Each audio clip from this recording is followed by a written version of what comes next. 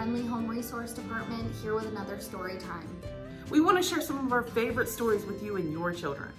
These stories have been handpicked to help in the aid of children that are rehabilitating from traumatic and neglectful experiences.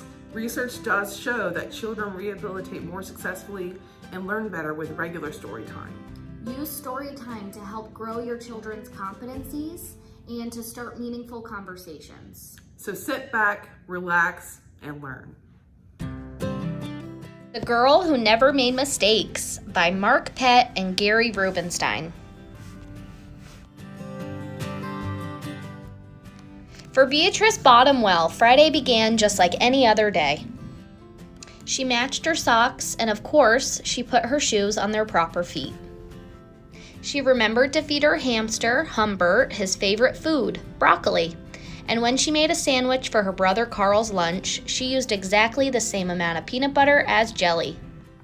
When she stepped outside to greet her fans, she didn't forget to say good morning and thank you. They asked if she had made her bed. She had. She asked if she forgot to do her math homework. Nope. What about tonight's talent show, they asked. I'm ready, said Beatrice with a smile. After all, her juggling act had won 3 years in a row. Most people in town didn't even know Beatrice's name. They just called her the girl who never makes mistakes. Because for as long as anyone can remember, she never did. Unlike Beatrice, Carl makes lots of mistakes. He ate his crayons and drew with his green beans. He danced with his hands and played the piano with his feet. Carl loved to make mistakes. At school, Beatrice was on a cooking team with her two best friends, Millie and Sarah. To make their giant rhubarb muffins, they needed 4 eggs. Beatrice went to the refrigerator and carefully chose the biggest, eggiest egg she could find. But on the way back, her legs slipped out from under her. The eggs went flying. Beatrice was about to make her first mistake. But she didn't. That was close, thought Beatrice. Sorry, Beatrice, I dropped a piece of rhubarb. For the rest of the school day, Beatrice could not stop thinking about her almost mistake. On her way home from school, Beatrice watched Millie and Sarah ice skating in the park. Come join us, said Millie. It's fun, said Sarah. Beatrice watched them slip and slide on the frozen pond. Millie and Sarah laughed as they wobbled on the ice. No thanks, said Beatrice. At supper, Beatrice barely touched her food. Is everything all right, kiddo? Asked her father. I'm worried I'll mess up tonight, said Beatrice, and everyone will be watching. Worry? You don't make mistakes, he said with a smile. Beatrice tried to smile too. After supper, Beatrice got ready for the talent show. First, she woke Humbert up from his nap. Next, she got the salt shaker from the kitchen table. Finally, she filled a balloon with water. The school auditorium was packed. Beatrice felt her stomach jumping around inside of her. Beatrice waited for her juggling music to begin. That's her! That's the girl who never makes mistakes, said a woman. Oh, we know she'll be perfect, said a man. When the music started, she tossed Humbert into the air. Next, she added the salt shaker, and finally, the water balloon. Beatrice didn't miss a beat. The crowd clapped with delight, but Beatrice noticed something odd about that salt shaker. The specks falling out of it were not white.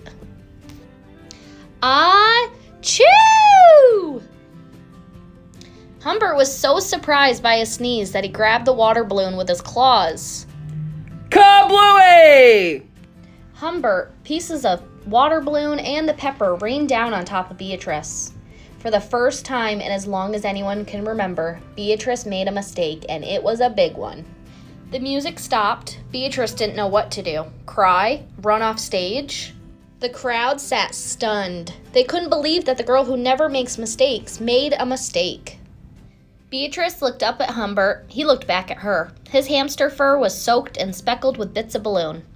Beatrice let out a giggle. The giggle grew into a chuckle, and the chuckle became a laugh. The people in the crowd looked at each other and then back at Beatrice. They began to giggle, then chuckle, then finally roar with laughter. Beatrice and the audience laughed until they couldn't remember why they were laughing. That night, Beatrice slept better than she ever had. In the morning, no fans greeted Beatrice. When she got dressed, Beatrice, for no reason at all, put a polka dot sock on one foot and a plaid sock on the other. Beatrice and Carl made sandwiches. This time they put the peanut butter and jelly on the outside. They called it an inside-out PB&J. Lunch was messy and delicious. Later, Beatrice found Millie and Sarah skating in the park. They fell a lot and laughed. Now people no longer call her girl who never makes mistakes. They just call her Beatrice. Thank you so much for spending time with us today. Please visit our website at www.necco.org for more information.